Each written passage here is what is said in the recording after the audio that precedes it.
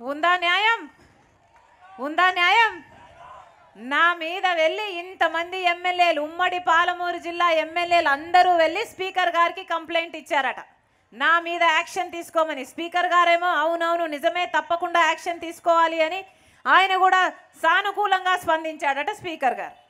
ఇక నా మీద కేసులు పెడతారట, నన్ను అరెస్ట్ చేస్తారట, లేకపోతే అసెంబ్లీకి రమ్మంటారట, వివరణ కోరుతారంట. ఎవరు రమ్మనేది? నన్ను రమ్మనండి చూద్దాం. మీకు దమ్ముంటే నన్ను అసెంబ్లీకి రమ్మనండి. నడుచుకుంటూ వస్తా, కాలి నడకన వస్తా, తలెత్తుకొని వస్తా. ఎప్పుడు రమ్మంటారో మీరు చెప్పండి. మీరు డేట్ ఇస్తారా? నన్నే డేట్ తీసుకొని రమ్మంటారా? ఎప్పుడు రమ్మంటారో చెప్పండి. అసెంబ్లీలోకి రమ్మంటారా? అసెంబ్లీ ముందరకు రమ్మంటారా? అసెంబ్లీ ముందరే వచ్చి కూర్చొని మాట్లాడతా, పబ్లిక్గా మాట్లాడతా. ఏమి సవాళ్ళు అడుగుతారో నన్ను అడగండి. నేను ఏమి తప్పు మాట్లాడానో నన్ను అడగండి. మీ అవినీతి గురించి నేను మాట్లాడతా, మీ అక్రమాల గురించి నేను మాట్లాడతా, మీ దౌర్జన్యాల గురించి నేను మాట్లాడతా. ఇక్కడ ఉన్నది రాజశేఖర్ రెడ్డి బిడ్డ, పులి బిడ్డ. భయపడేదాన్ని కాదు నేను. వనపర్తిలో ఈ నీతి మాలిన మంత్రి తల్లికి చెల్లికి తేడా తెలియని వాడు, పరాయి స్త్రీలో ఒక తల్లినో ఒక బిడ్డనో ఒక చెల్లినో చూడాలన్న ఇంగితం సంస్కారం లేని వాడు ఈ నిరంజన్ రెడ్డికి, ఒక వీధి కుక్కకి ఏమిటి తేడా అని నేను అడిగాను. తప్పడిగానా?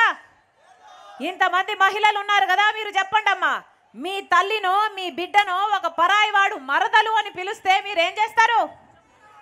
చెప్పుతో కొడతారా లేకపోతే వీధి కుక్క అని తిడతారా? చెప్పుతోనే కొట్టాలి, అదే కరెక్ట్. మరి నేను మాత్రం మాట్లాడితే తప్పట.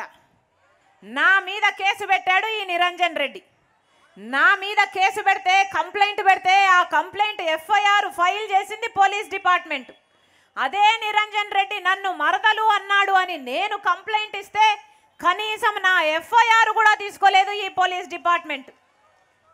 ఎందుకు అని అడుగుతున్నాం. మీరేమో మీ పాటికి ఎన్ని కంప్లైంట్లన్నా పెట్టుకోవచ్చు, అసెంబ్లీ స్పీకర్కు కంప్లైంట్ ఇచ్చుకోవచ్చు, పోలీస్ డిపార్ట్మెంట్లో కంప్లైంట్ ఇచ్చుకోవచ్చు, ఎఫ్ఐఆర్లు ఫైల్ చేసుకోవచ్చు. అదే మేము ఒక సామాన్య మహిళగా నన్ను అవమానించాడు అని, నాకు అవమానం జరిగింది అని నేను కంప్లైంట్ ఇస్తే మీరు ఎఫ్ఐఆర్ కూడా తీసుకోరా?